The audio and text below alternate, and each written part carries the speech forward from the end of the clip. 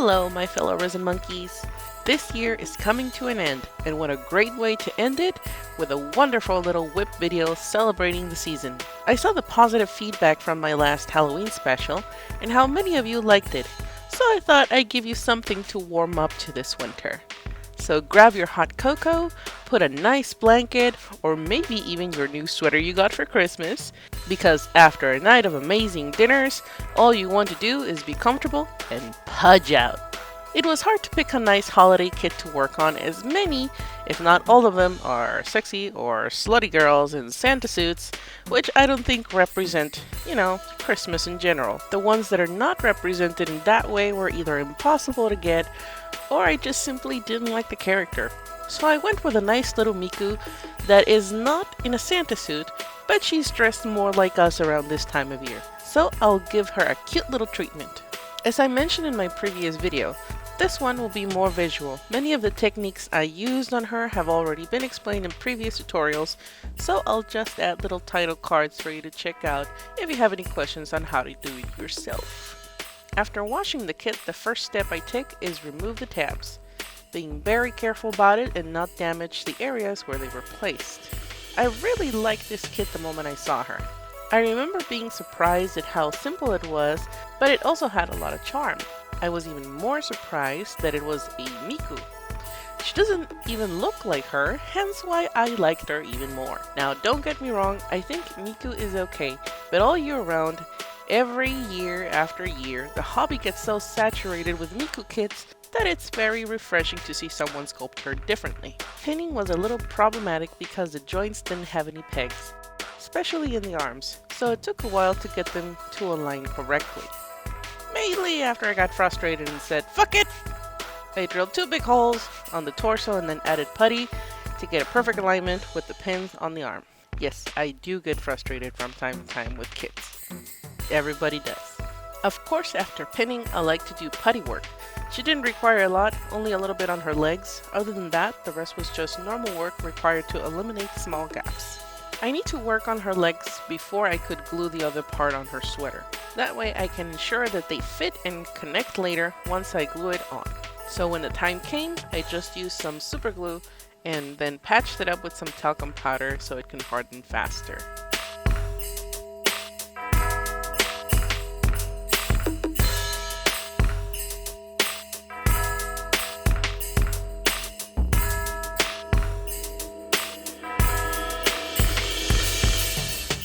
When you have a kit with some significant seam lines, and they're a bit unleveled, to level the surface and save a bit on sanding time, I scrape over the seam line with an X-Acto knife until I feel it's leveled enough, and then I add a little putty to cover the part of the surface that might still need some patching.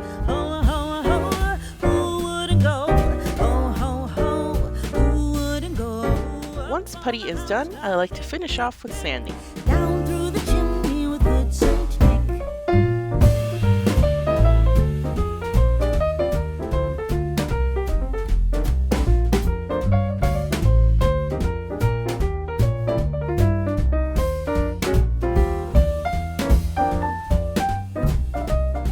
Every time I see a kit that can stand perfectly on its own, I think that the sculptor made a magnificent job because it's really well balanced.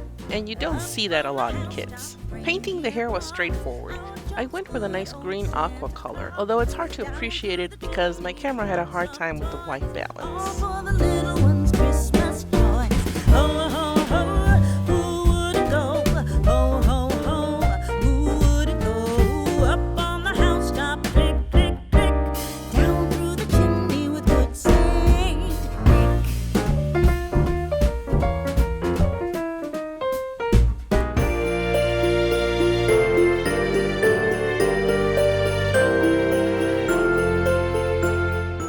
I decided to paint her legs with a nice stocking effect.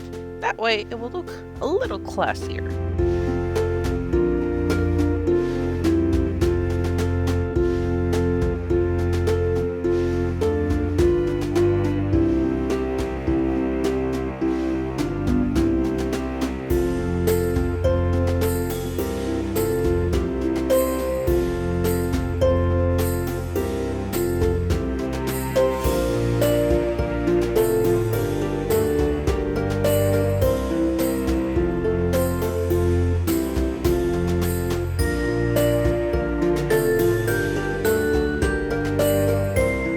sweater, I wanted to make it look a little festive to the holiday season. So I printed out some snowflakes to see which one fits her best, and then started to cut out with my X-Acto. It was very tedious.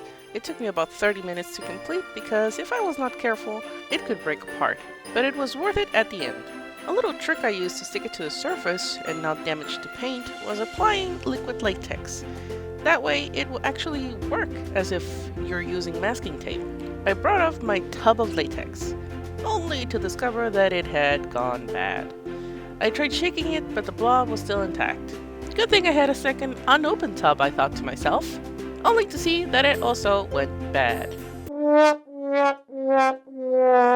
Apparently this product has a very short shelf life. But I dug to the bottom of the tub and got a bit of liquid left, which is more than enough for what I needed it.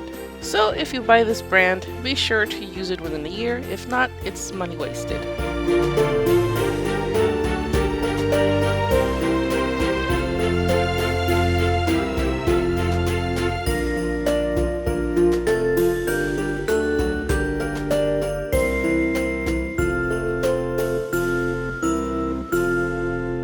Once set on the surface, I started to paint a gradient.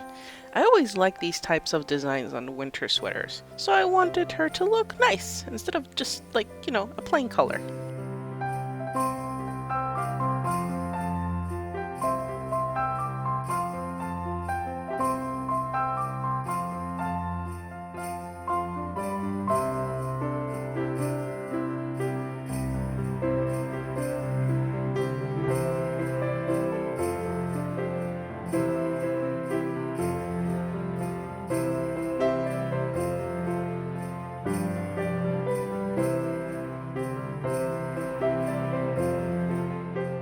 Pastel shading is always fun, although shading white is always a problem because if you're not careful, it might look dirty instead of nice.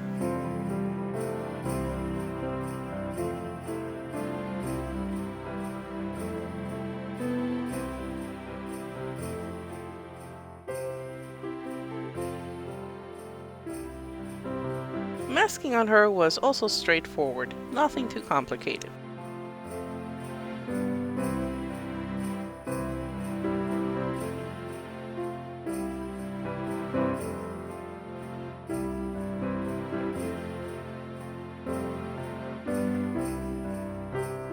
I did an extra detail to her since her pose was coincidentally made to have her hold something, so I made a nice little gift bag. Doing this was complicated because the tutorial I saw was just for a normal sized bag, not exactly for a miniature, but it worked okay after a lot of patience. If you're ever interested in making one yourself, the link to the tutorial that I saw is in the description area. It's very straightforward and easy to follow.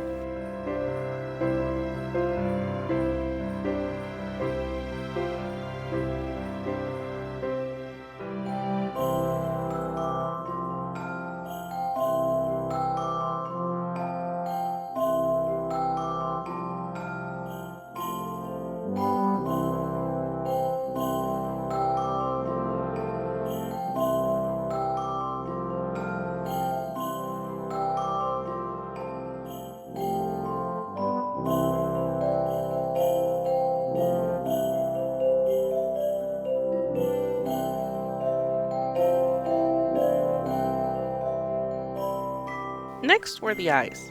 It's always a problem for me to be able to position the camera in a way where I can work comfortably, yet not get in the way of the screen. Remember that there is already a tutorial on how to paint eyes, however I will make a new video compilation with several eyes to illustrate how to paint them a bit more.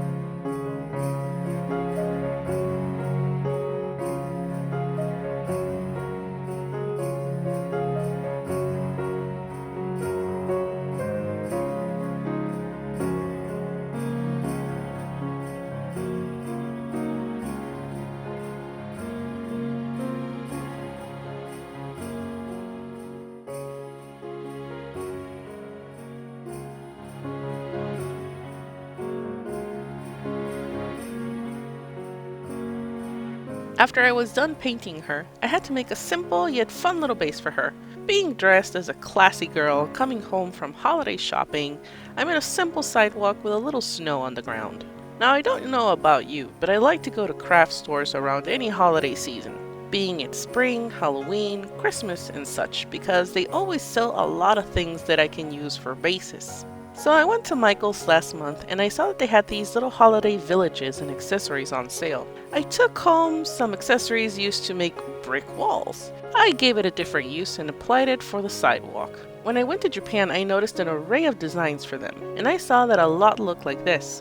So I just cut out the plastic, sealed it with a dull coat to remove the glossiness of the plastic, and glued it onto the base. After it dried, I used Woodland Scenic's Flex Paste to create that snow texture on the sidewalk. This dries within a day depending on how thick you make it, but once dried, I applied some model glue and drizzled their fake snow powder to give it that nice snowy look.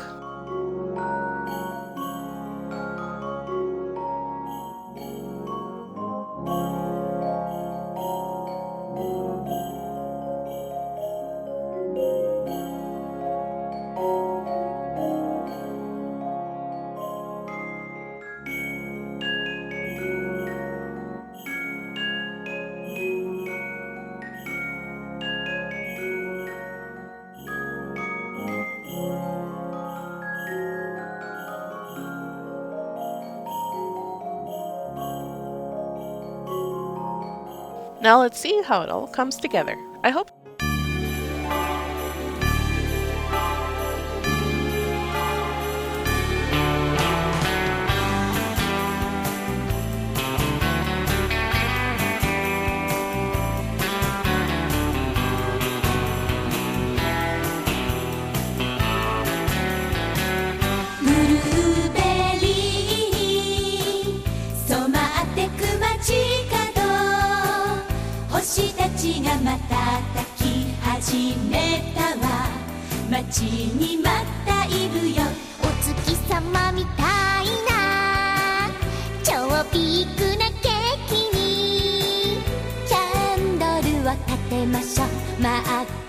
you enjoyed the final video of this year. So many things have happened. Many of them were amazing, others not so much, but I only want to focus on the positive ones because they bring a smile to my face. Next year will be full of new projects. Some of you might heard that I'm taking less commissions, so I can dedicate more time to my personal project as well as making more videos for my channel. Making videos takes a lot of effort, from filming to editing and presenting. Working on commissions is also my top priority, and they sometimes take all my time. So starting next month, I'm going to launch my Patreon page for anyone who wants to support my work. If you don't know what Patreon is, it's like a Kickstarter, but it goes on all year round. You decide how much you want to contribute and for how long. By becoming my Patreon, you will get exclusive access to many projects that are already in the works, tutorials requested by supporters, and of course, more videos. You will also get cool rewards when becoming a contributor, so be sure to check back next year to get the full info once launched. Lastly, I wish each and every one of you a Merry Christmas and Happy New Year. It's been amazing. Until next year, my Resin monkeys, have a wonderful season.